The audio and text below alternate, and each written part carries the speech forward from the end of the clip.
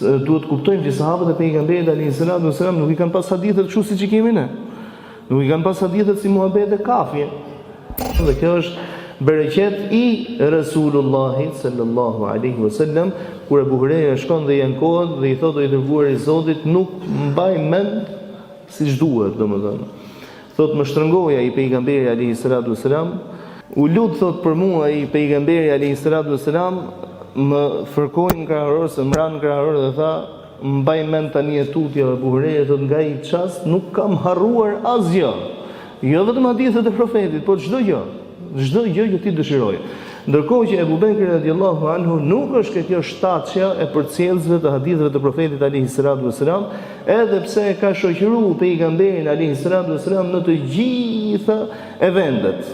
Ka qenë prezent në të gjitha eventet e pejgamberit alayhi salatu wasalam, luftat apo betejat e të dërguarit të Zotit. Në të gjitha pa përjashtim. Ai transmeton nga pejgamberi alayhi salatu wasalam vetëm 142 hadithe.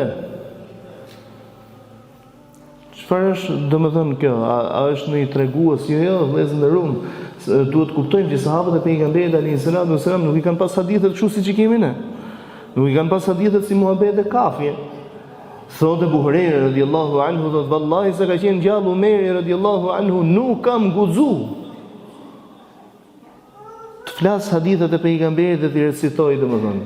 Kur vdiq Umeri radiallahu anhu, u hap kur i thonë ajo porta.